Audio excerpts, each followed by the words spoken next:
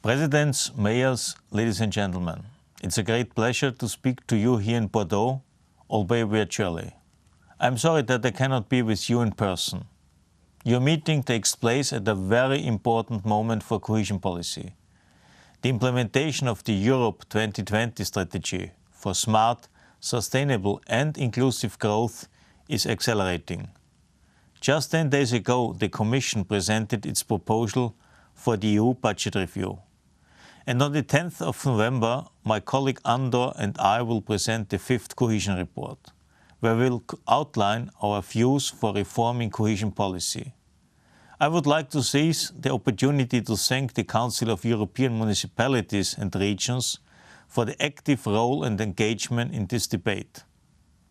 Our proposals on the future of the cohesion aim to open a broader consultation process on how to prepare all the European regions for life in a continuously and increasingly changing economic landscape. Europe regions and cities still face enormous challenges. They must exit from a deep crisis and reduce unemployment and poverty, while switching to a low-carbon economy. That's why we must front-load and accelerate the most growth-promoting reforms of our reform agenda set out in the Europe 2020 strategy. This could raise growth levels by over a third by 2020 and will not only help exit the crisis, but also help the European Union to come out stronger and be more resilient than before.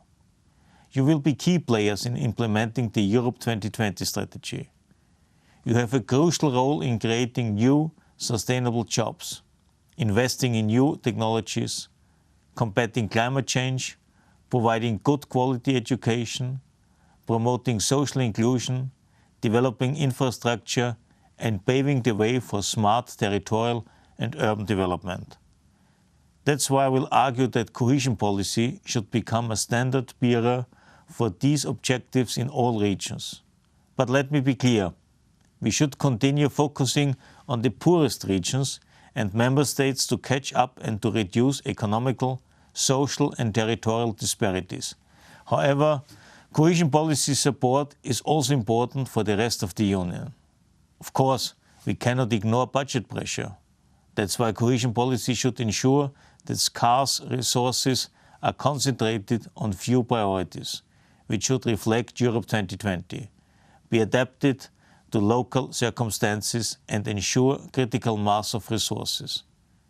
There is no tension between Europe 2020 and cohesion policy. The priorities of Europe 2020 are relevant for all regions, and without regions, Europe 2020 cannot be a success. Focusing our efforts on Europe 2020 is not only a question of coherence of EU action, it's also a question of good economics. Conditionality will also be part of this debate to make the policy even more effective. We need to discuss it openly without fears and prejudices, while ensuring that it doesn't distort the nature of cohesion policy. Conditionality can be a powerful tool to introduce changes which would improve the impact and performance of the policy. Dear friends, there are of course many more complex issues to address, but in the light of the upcoming debate about the EU budget, we must ensure that expenditures is more efficient. European added value is increased and implementation is simplified. The size of the budget of cohesion policy will ultimately depend on our collective capacity to convince national governments and critics that the policy has been keeping pace with modern challenges, and that it can deliver in these crucial ways. In this regard, I count on your support. I look forward to hearing about the outcome of your meeting, and I wish you fruitful, excellent discussions. Thank you so much.